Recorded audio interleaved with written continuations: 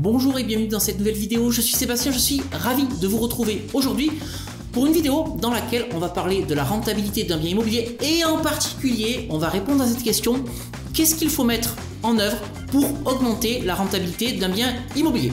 Vous êtes prêts? Alors essayons d'y voir plus clair.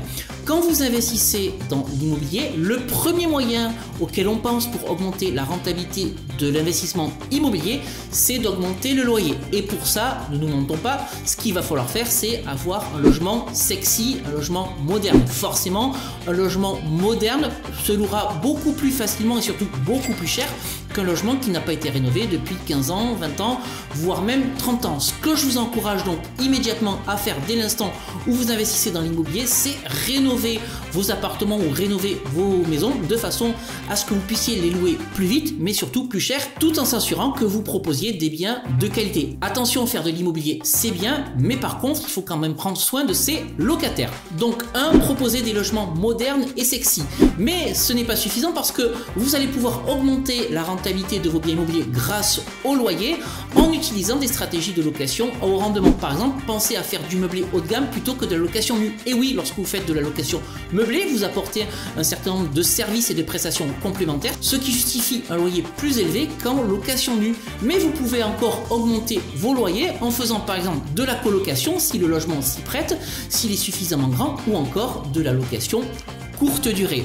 Voilà donc une première manière d'augmenter la rentabilité de vos investissements immobiliers en augmentant tout simplement le loyer. Mais vous avez également d'autres moyens pour augmenter la rentabilité d'un bien immobilier. Rappelez-vous ce que je vous dis à longueur de vidéo.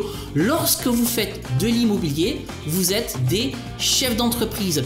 Et avec quoi résonne un chef d'entreprise? Il résonne avec un chiffre d'affaires, c'est-à-dire tout ce qu'il va encaisser, mais également des charges.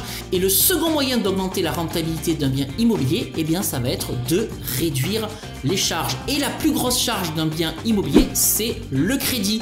C'est la raison pour laquelle il va falloir avoir la mensualité de crédit la plus faible possible. Et pour ça, au moment où vous allez porter votre dossier à la banque, assurez-vous d'obtenir le crédit avec la durée la plus longue possible. Forcément, une mensualité de 15 ans sera plus élevée qu'une mensualité de 20 ans, qui sera elle-même plus élevée qu'une mensualité de 25 ans. Donc pour avoir une mensualité de crédit la plus faible possible, il va falloir aller chercher la durée de crédit la plus longue possible. Mais vous pouvez également réduire cette mensualité de crédit en mettant de l'apport sur votre projet immobilier. Et plus vous mettrez de l'apport, plus votre mensualité de crédit sera faible. Mais ce que je vous encourage également à faire, si vous avez des travaux de rénovation à effectuer dans votre investissement immobilier, c'est de demander à la banque un différé de prêt. Et grâce à ce différé de prêt, vous allez pouvoir vous constituer une trésorerie.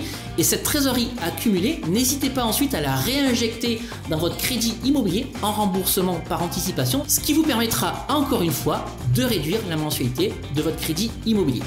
Ce que vous pouvez faire également pour réduire les charges et les dépenses de votre investissement immobilier, eh bien, c'est de faire attention aux charges de copropriété. Et généralement, dans les copropriétés des années 60 ou encore des années 70, on va avoir un chauffage collectif. Dès l'instant où vous avez un chauffage collectif, attention s'il vous plaît, vous pouvez vous retrouver avec des charges de copropriété énormes de 150, 200, voire même 250 € par mois, voire même plus dans certains cas. S'il vous plaît, fuyez ce genre de copropriété. Les charges vont être trop élevées, ce qui va nuire à votre rentabilité. Évitez également les copropriétés dans lesquelles vous allez avoir un gardien ou encore des espaces verts, des piscines, etc. Parce que forcément, dans ces copropriétés-là, là encore, les charges de copropriété vont être élevées. Une autre astuce pour pouvoir réduire vos charges, ça va être de passer par une délégation d'assurance pour l'assurance de votre crédit immobilier. Ce qu'il faut savoir, c'est que quand vous souscrivez un prêt auprès de la banque, vous devez assurer ce prêt. Et là, vous avez deux possibilités de le faire. Soit en prenant l'assurance de prêt de la banque, soit en passant par ce qu'on appelle une délégation d'assurance. C'est-à-dire assurer votre prêt immobilier auprès de compagnies telles que AXA, Swiss Life ou encore April.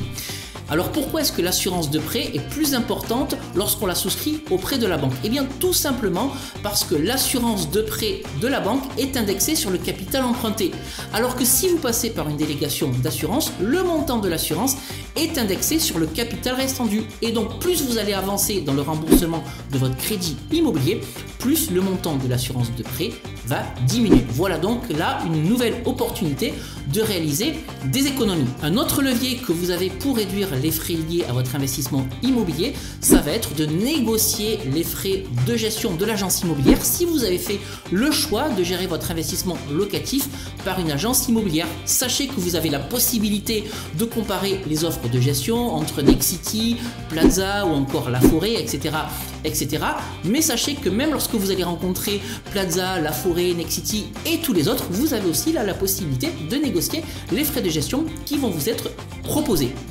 Et enfin, si vous faites de la location courte durée, vous n'êtes pas sans savoir que vous allez devoir prendre à votre charge l'abonnement internet, l'abonnement d'électricité, et puis éventuellement vous allez avoir des frais de conciergerie ou encore les frais d'un prestataire de ménage. Et bien sachez que lorsque vous faites de la location courte durée, vous devez donc analyser tous ces postes de dépenses de façon à les optimiser. Concernant le fournisseur d'électricité, n'hésitez pas à comparer les offres. Concernant le fournisseur d'accès internet, n'hésitez pas non plus à comparer les offres. Et puis si vous faites appel à une conciergerie, comparez les offres.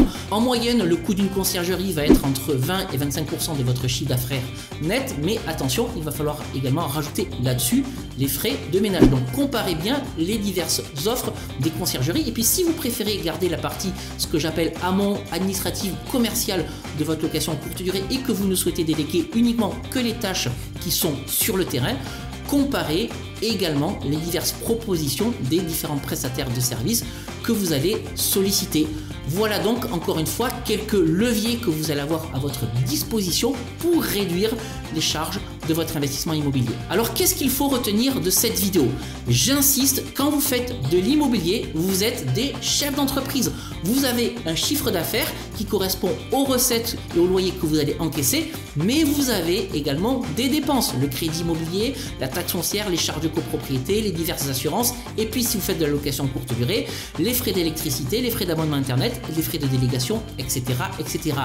Vous devez donc optimiser vos dépenses et optimiser vos loyers de façon à aller chercher la meilleure rentabilité de votre bien immobilier et forcément le meilleur cash flow, c'est-à-dire ce qui va vous rester à la fin du mois. Voilà ce que je voulais partager avec vous aujourd'hui. Ça me semblait très important parce que dans la majeure partie des cas, on pense à augmenter les loyers, mais on ne pense que très rarement à optimiser les charges et les dépenses liées à un investissement locatif. Si cette vidéo vous a plu, comme d'habitude, n'hésitez pas à la liker. Si vous pensez que j'ai oublié des éléments pour augmenter la rentabilité d'un bien immobilier, n'hésitez pas à les mentionner ici dans les commentaires juste en dessous de cette vidéo. Et puis si vous souhaitez en savoir plus sur l'immobilier et les moyens que vous avez à votre disposition d'utiliser l'immobilier pour vous constituer des compléments de revenus, préparer votre retraite et préparer votre transmission de patrimoine, eh bien je ne peux que vous inviter à vous abonner à cette chaîne YouTube, cliquez sur le bouton, activez la petite cloche de façon à être notifié en temps réel de la publication de toutes mes nouvelles vidéos. Je vous invite également à me suivre sur les réseaux sociaux, sur Facebook, sur Instagram, sur TikTok. Je publie régulièrement des vidéos dans lesquelles je partage avec vous des tips, des astuces pour réussir vos investissements immobiliers et je vous amène même avec moi sur mes chantiers de rénovation. Je vous amène d'ailleurs également avec moi en visite lorsque je suis en phase de recherche active et sur le point de réaliser un investissement immobilier. Et puis enfin, regardez dans la description de cette vidéo, vous y trouverez tout un tas de choses pour réussir vos investissements immobiliers. Je suis heureux de vous y aider. N'hésitez pas à regarder les deux e-books que je vous offre. Un pour convaincre la banque de façon à être certain de décrocher votre crédit immobilier. Et puis un deuxième e-book qui vous expliquera comment vous allez pouvoir doubler votre salaire grâce à la location courte durée, stratégie que j'affectionne particulièrement. Voilà, tout est dit. On va donc se quitter ici pour aujourd'hui. Et puis comme d'habitude, on se retrouve très prochainement pour une nouvelle vidéo. Je vous dis à très bientôt. Ciao.